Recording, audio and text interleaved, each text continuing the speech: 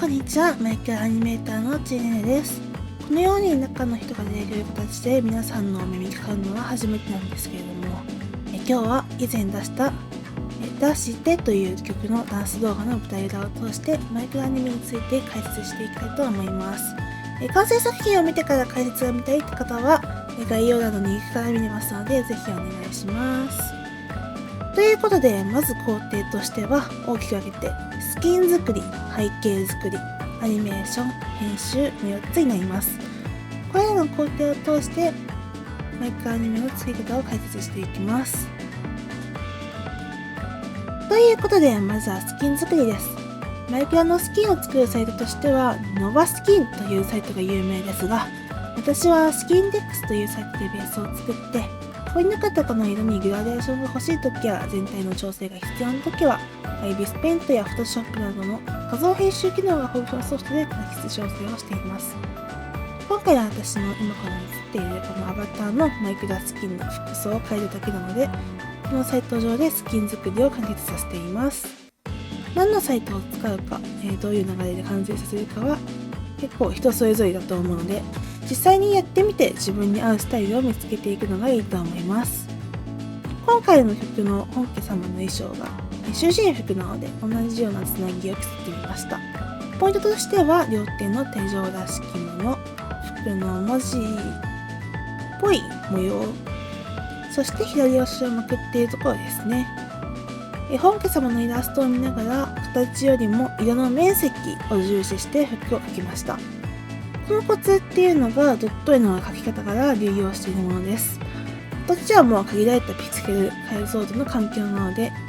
綺麗なスキンを作ってみたいって方はドット絵のコツを勉強してみてもいいかもしれません。ちなみにこのスキンには顔が描かれていませんが、この後アニメーションで使うモデルで顔がつくので大丈夫です。表情をつけるためなので、顔を動かすのはハードル高いよって方は顔を描いておいても大丈夫だと思います。マイクロのスキンは開閉の難易度が低いので、顔を動かしたいってなったタイミングで、こんな風にのっぺらぼうバージョンのスキンを作ってもいいと思います。そんなわけで、スキンが完成したらダウンロードボタンからテクスチャーを画像で保存しておきます。次にキャラクターを置く背景というよりは、今回は舞台を見ていきます。こちらはゲームのマイクラフトで作りました。ということで、こちらが実際のゲーム画面です。見た通り、ハリボテですね。後ろは気にしないでください。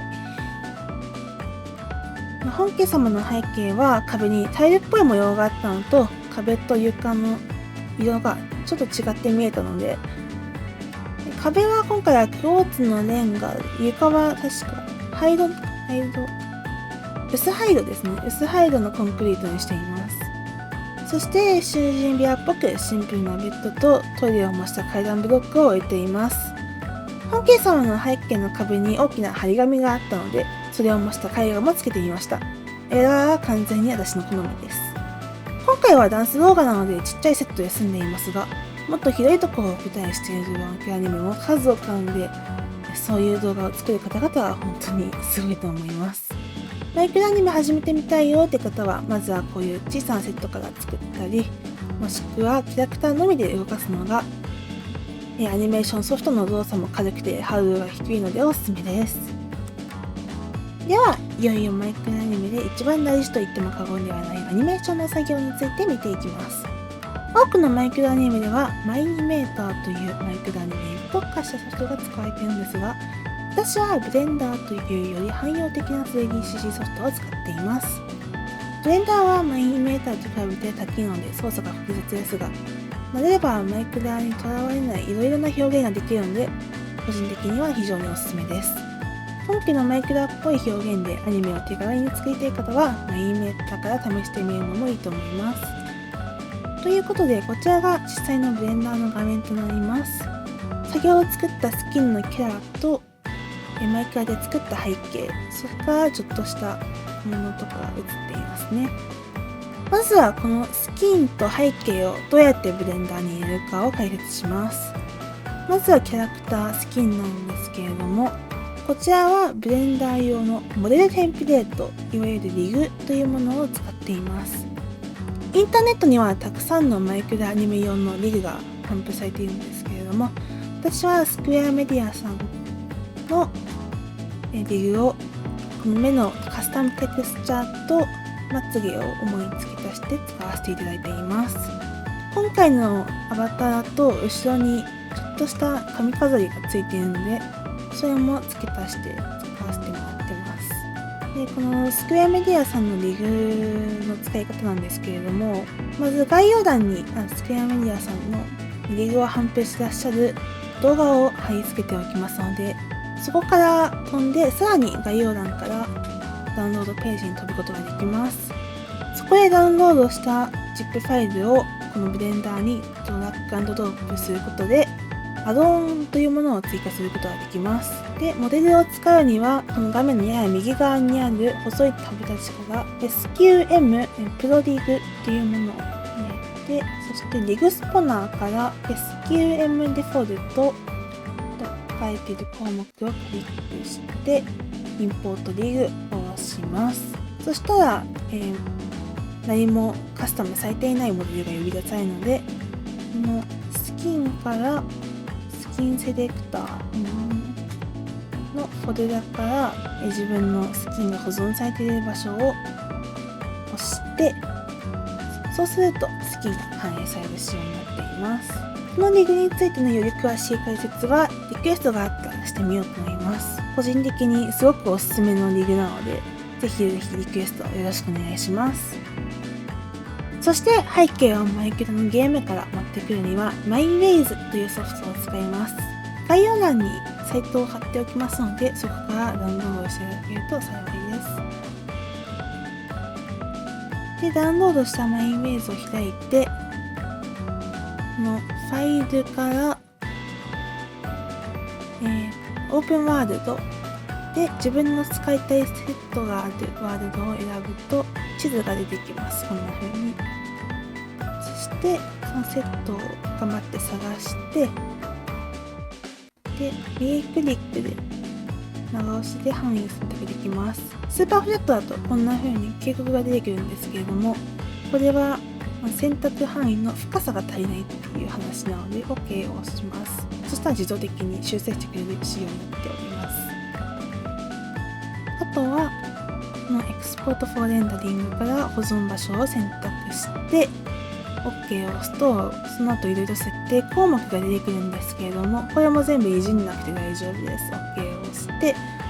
そしたらデータが保存されます。この保存したデータを使うにはMC プレップというアドオンをブレンダーに追加する必要があります。MC プレップのダウンロードサイトも概要欄に貼っておきます。その MC プレップをダウンロードした ZIP ファイルをブレンダーにドラッグ&ドロップすることで追加することができます。そして先ほどのリグと同じように細いタブから OBJ ワールドインポートを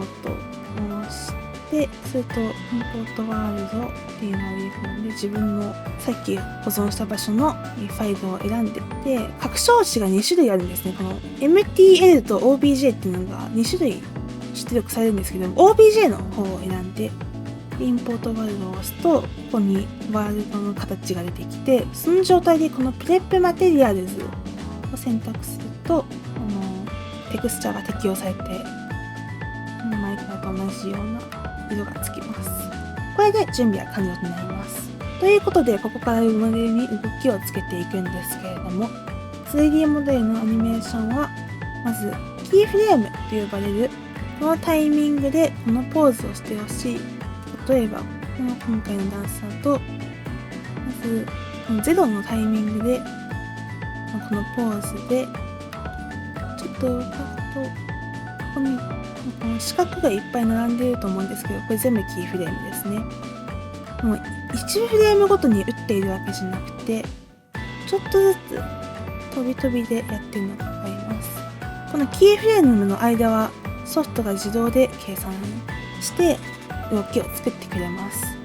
この仕組みのおかげで一枚一枚描く手書きアニメーションよりも滑らかな動きを作りやすいのが 3D アニメーションの特徴なんですけれども、ここで大事なのがこのキーフレームの飛び飛びのキーフレームの間の動かし方となっています。一つつ一つのポーズがどんなに完璧でもソフトの計算がうまく設定できていないと、とってもぎこちないダンスになってしまいます。ぎこちないダンス、ぎこちない動き、そういう風になってしまいます。この計算の設定をして自然な動きにするのがイージングという作業です。ブレンダーでは私は上のタブからアニメーションっていうのを選んで、左上のこのスペースをグラフエディターにしてイージング作業をしています。イージングには大きく分けて3種類あります。だんだん動きが速くなるイーズイン、だんだん遅くなるイーズアウト、一旦速くなってからまた遅くなるイーズインアウトの3種類となっています。これのイージングについては多分他に説明していらっしゃる方がたくさんいらっしゃると思いますので、そのような方々の動画も参考にしてみるといいと思います。ブレンダーではどういうふうに設定するかというと、設定したいキーフレームの間の先に来る方のキーフレームを選択して、でコントロール E もしくは MacBook だとコマンド E ですね。こちらでそうするとこんな風に出てきます。イーズイン、イーズアウト、イーズインアウトの3種類になっています。個人的な使い分けとしては、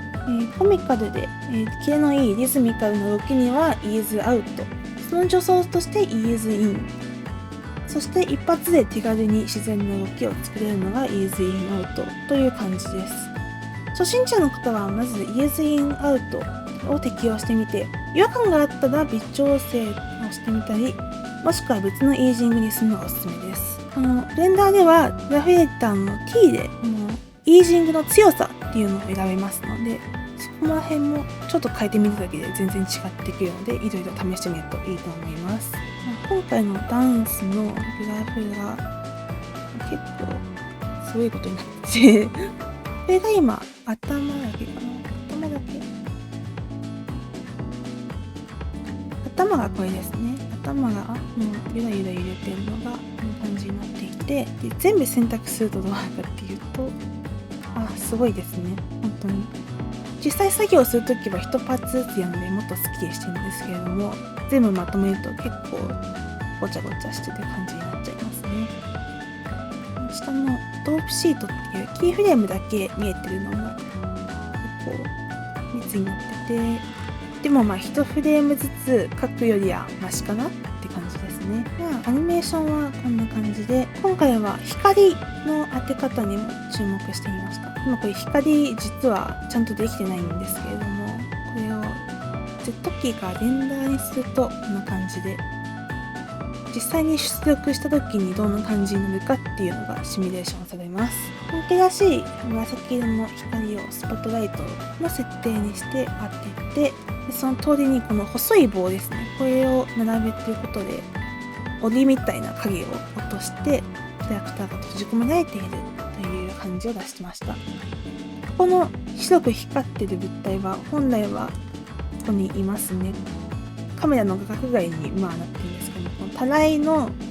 金属っぽい反射を出そうと思ったんですけど、案外うまくいかなかったので今ただの光源となっております。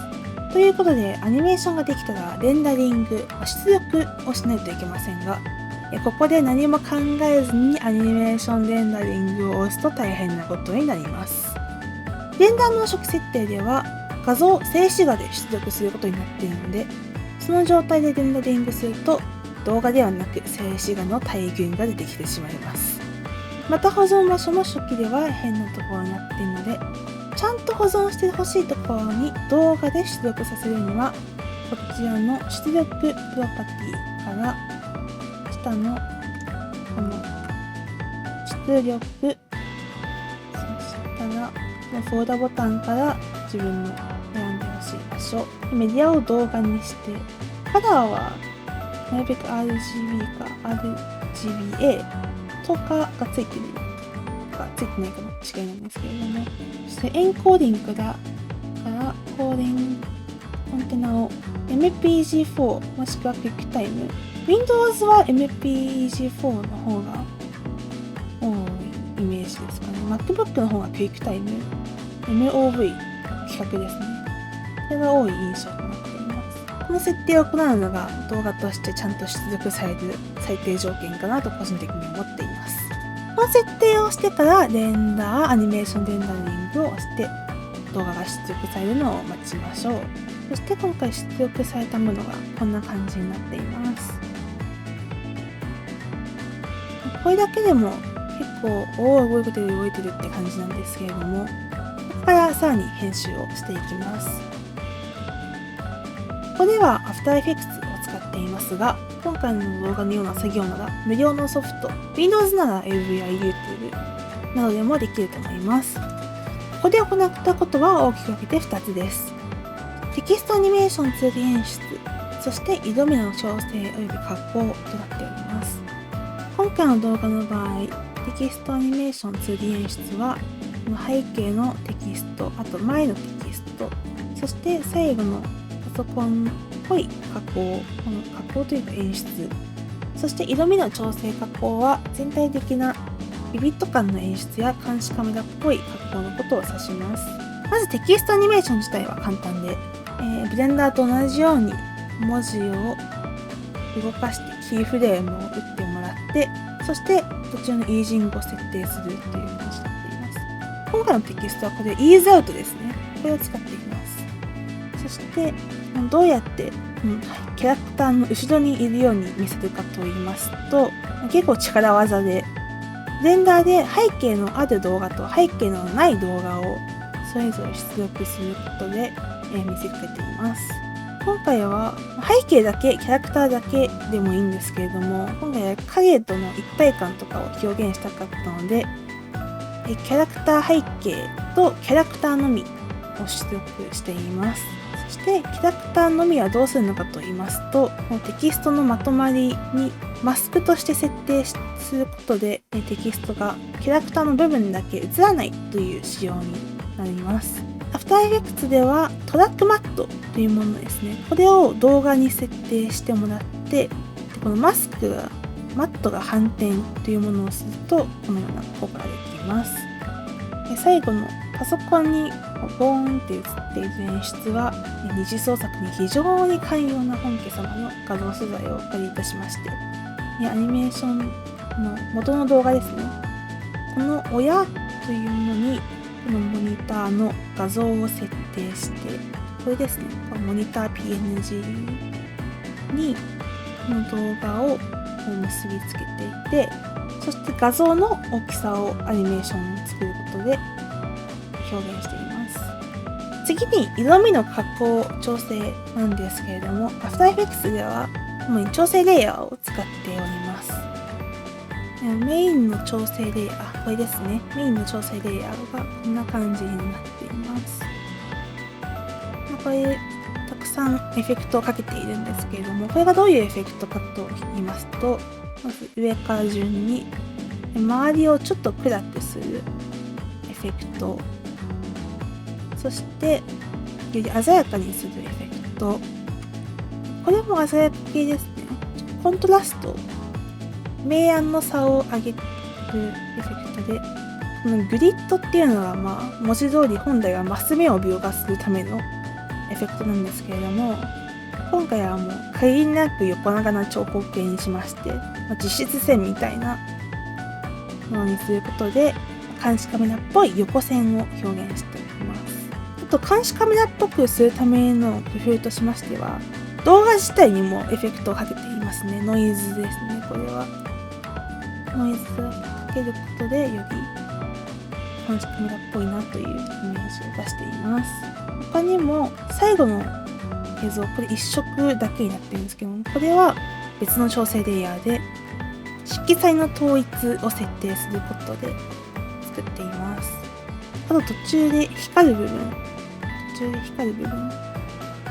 これですね。これもエフェクトです。これも After Effects の標準搭載のエフェクトを使ってやっています。そういうわけで動画の完成となっています。というわけで動画の完成です。今回初めての解説なので至らない点も多くあったと思います。質問がありましたらぜひぜひコメントにお寄せください。この動画が役に立った、そしてもっと私の作品を見たくなったという方は高評価、チャンネル登録お願いします。そそれではまたどこかでお会いしましょう。バイバーイ。